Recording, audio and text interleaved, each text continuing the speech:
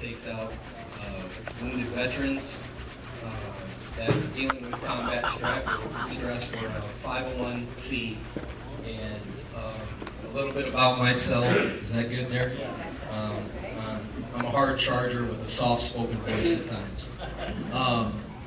I joined the Marine Corps in 1996, and I joined to be nothing but infantry.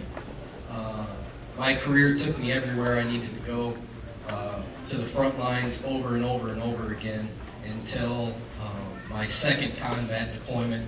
And I called my wife from the top of the UN building. Said, "Hey, hon, I was just hit by a little bit of shrapnel. I'll be okay, and I will call you soon." She was 5 months pregnant at the time, or something like that. I don't know, something like that. Maybe a little farther along. But we were in the first fight all the way up after September 11th.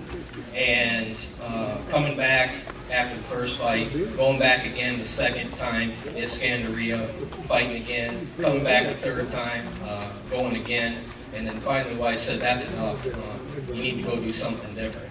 And I said, "Well, I fight, that's what I do." So I wound up going to Marine Security Guard School in Quantico, Virginia, because I wanted to be the best of the best.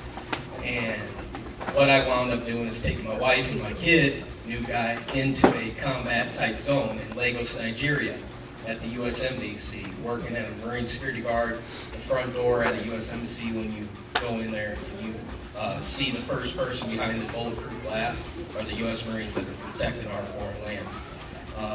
I did that, and AK-47 fire, all that bad stuff that I subjected myself to prior to being in Nigeria, and then bring my family to coming back and just going and going and going for my country. And what I wound up doing is realizing that how many friends I've lost, how many times I shouldn't be standing here today, and what I need to do now with my life. What that brought me to is being shut down. So I wound up not really knowing what life was like back in the U.S. or what you really had to do to make your life successful. And I wound up finding a little nonprofit program called Heroes on the Water. Being just once, I'd like to say it because usually it's Tom Vanderheiden standing up here, the coordinator, chapter coordinator. But he usually does something, and this is my tribute back to Heroes on the Water. They'll always say, if you were a veteran, and being that it's Veterans Day, and I'm one standing here, I'd like to acknowledge everybody in the group that is a veteran or has served in some way. Could you just raise your hand?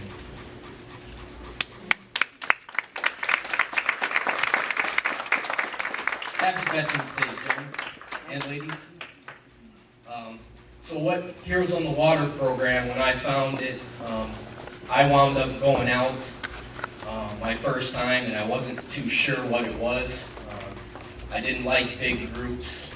I didn't, and this kind of sounded like what I needed to venture out of the house from just shutting down from family, friends, not associating with my youngest or my next kid in line. I mean, they're a spitting image of me, but I just couldn't make that connect.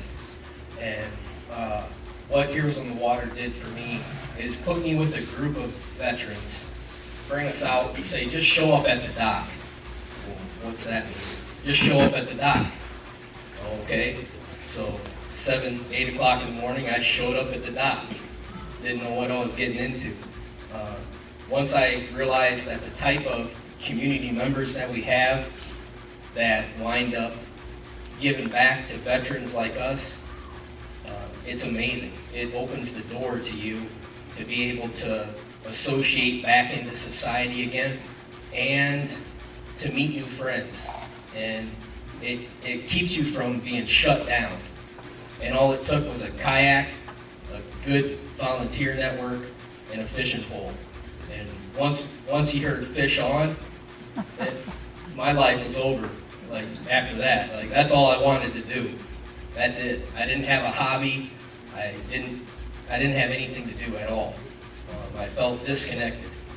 And Heroes on the Water has reached out to so many people over the last 5 to 6 years that our programs are going at the national level now to where we're going to have 250 chapters in the United States by the end of 2015.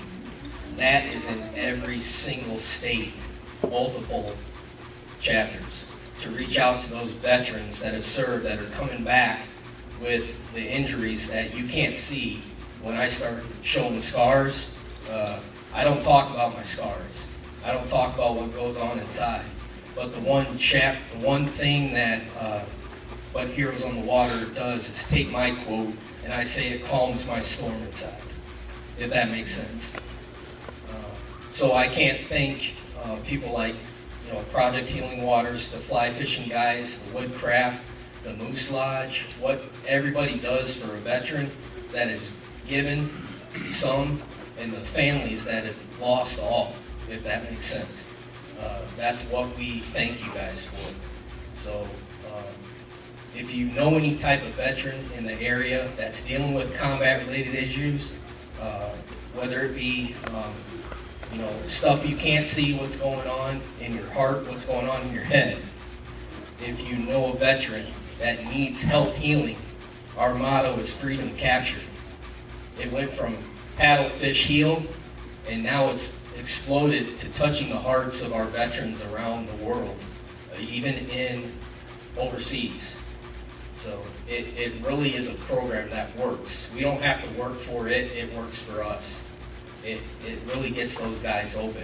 All the way from the Vietnam area, we're fishing with World War II guys, we're fishing with Gulf War guys, we're fishing with women, and it touches the family.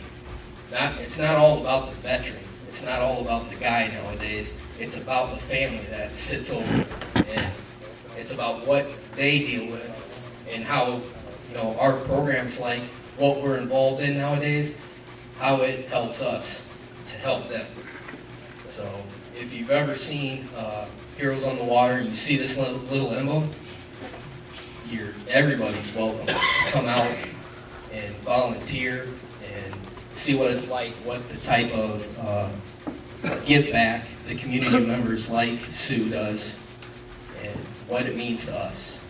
So if you guys want to chit chat, I don't want to talk anymore because they said short. But that's what fishing means to me, so I'm going to keep it at that. Be around for a little while if anybody wants to shake a hand and go fishing sometime. Thank you.